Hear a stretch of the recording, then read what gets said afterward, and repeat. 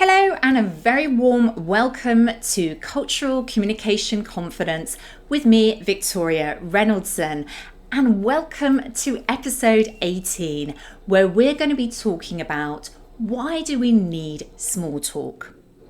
Now, I'm picking up this topic because it came out of a overview I did of the top trends in communication and cultural intelligence for 2023. And I did that review as part of episode 16. So if you haven't had the chance to listen to that episode, please feel free to go back and have a listen. And I'll put a link to that episode in the show notes below. But the reason why those trends, there was one particular trend which talked about having a communication strategy for virtual and hybrid meetings as an important factor in success for team performance and connection. The research is really supportive of this. And in fact, if you look at recent research, it talked about that firms will stay ahead because they are the ones that really make the time for informal conversations as part of the meeting agenda, particularly when having virtual or hybrid meetings. Another research report that I found also talked about that those companies that allow for 5 to 15 minutes informal chat time at the end of their meetings, particularly in virtual and hybrid, are the ones which actually have less misalignment across the team and have much more success in making sure that project teams are working together to deliver their goals. So those research ideas, those research statistics that I mentioned are really compelling to support this idea of allowing the time for the informal conversation, the small talk, no matter what the meeting format is, and really allowing that time for the team connection and having those conversations. But it's not always easy. And I know it's not always comfortable for everyone. In fact, I had a client recently who asked me this question. She said to me, why do we need all this small talk? Like, what is the point of it? Now, this is a really fascinating question for me because actually small talk may to you be obvious and clear why we do it, and it might be just a very familiar thing that you do, that people around you do. However, small talk is cultural, and what may seem clear and obvious and familiar to us to allow that time for chat and talking about more personal topics isn't always clear and obvious to other people. In fact, there are cultures around the world that don't place so much value on small talk, see it as superfluous and actually a distraction to the main meeting agenda. This particular client that was asking me the question, in fact, said to me, for her, it felt really fake, artificial, and she didn't really understand why she should bother with it. Well, what I said to her, and I think hopefully this is helpful to you as well, is that small talk for me isn't small at all. It's actually, the description is not very helpful. If we reframe it, small talk is actually human talk. What we're trying to do here is build a human connection, a personal connection. And not just for this meeting that we're having, but actually ongoing.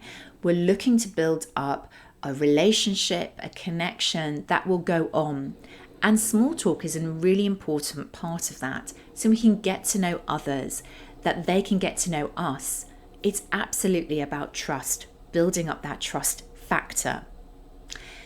The other important way to reframe this is to understand how we actually take part in small talk.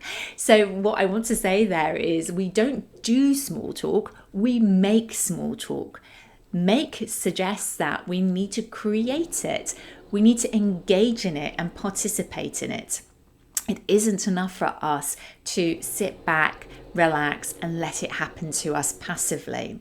So for us to really make that human connection, then we need to really think about how we're going to engage in it, make it happen. So what I wanted to do here today was, in this episode, share some ideas and thoughts about how to do that, particularly if you are somebody who finds small talk maybe uncomfortable, perhaps even you are that person who feels that it is a bit fake and artificial and it doesn't feel like a genuine way to interact with other people. But I hope the reframes help you.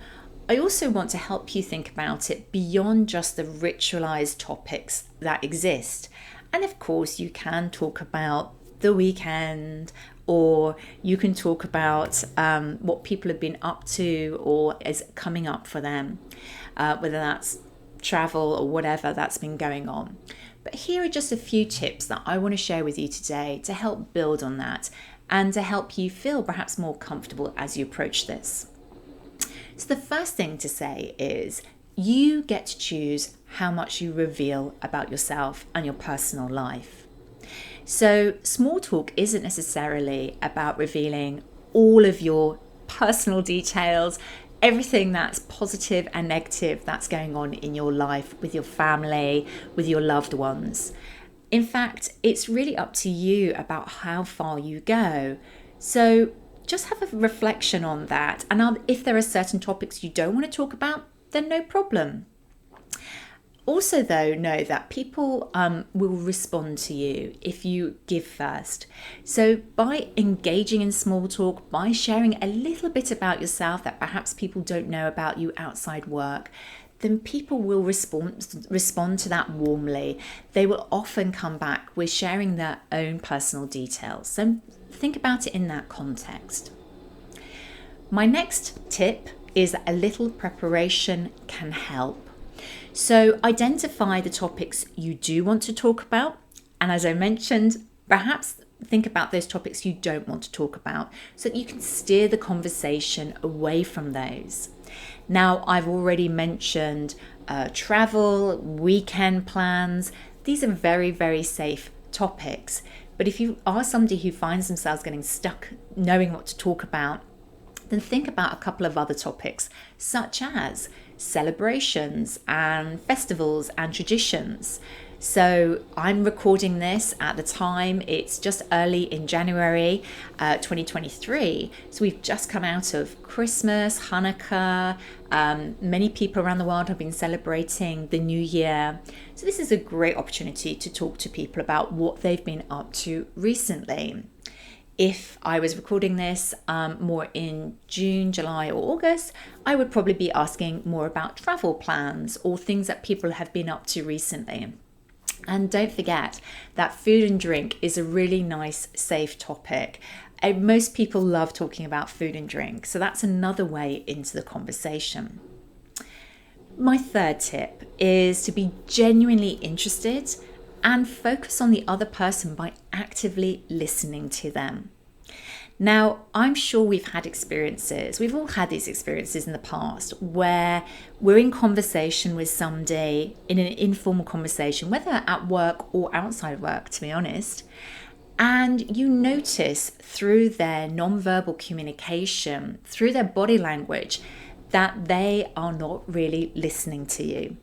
Maybe they keep looking just beyond you, or even like this, scanning the room around to see who else is in the room. And it doesn't feel good, right?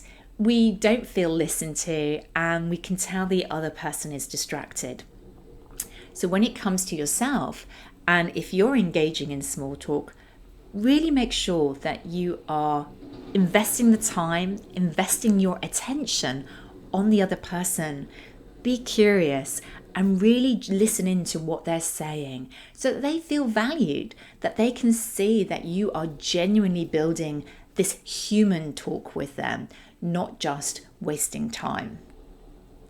And then my final tip for today. If you're somebody who finds themselves getting stuck, you get into the conversation and you don't know what to talk about next, or you're kind of got to that point where you don't want to reveal too much more about your own personal life, you can ask open questions to help you. So open questions such as, what do you do on the weekends, or when did this happen, or how did that help you in the future? How does that help you now? Asking questions like this are great because it invites the other person to keep talking, and if they're happy to chat, then they'll keep going. Another really nice phrase which I find really works well in this context is just saying, "Tell me more." And that can be a great invitation to the other person to keep speaking about that topic. So there we go. As we come to the end of this episode, let me ask you, how do you find small talk? Have you found that there are certain people in your team or the people that you work with internally or externally who find it comfortable and easy, and perhaps others who don't? Have you worked with different cultures where small talk has a different meaning, and perhaps some cultures where they don't necessarily spend a lot of time in small talk at the beginning or the end of a meeting? I hope this episode has been intriguing for you and that you've learned some interesting tips around this idea of reframing small talk, its value, and how to approach it in a way that works for you, no matter what your starting point is. I would love to know what you thought about this topic, and so do feel free to reach out to me on LinkedIn.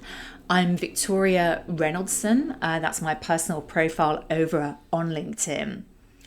And if this is a particular topic that you find challenging yourself, or you think that members of your team do, then please reach out to have a conversation with me about how I can support you with developing small talk and conversational skills. I have a particular program this is part of called 9 Steps to Communication Confidence. So if you'd like to learn more about that, reach out to me. My contact details are in the show notes below, or just feel free to get in touch and have a look at the information I have on my website as well. And then finally, at the end of this episode, if you have found this enjoyable, this particular episode, and these insights useful to you, I would love to ask you, who else would find this episode valuable as well? A friend, a colleague, somebody that you work with. It would be brilliant if you could forward this episode to them so that they could benefit from it as well. I would love to be able to share these episodes out as far as possible and really get it out among the global community. Thank you so much for joining me today for Cultural Communication Confidence, and I look forward to seeing you next time.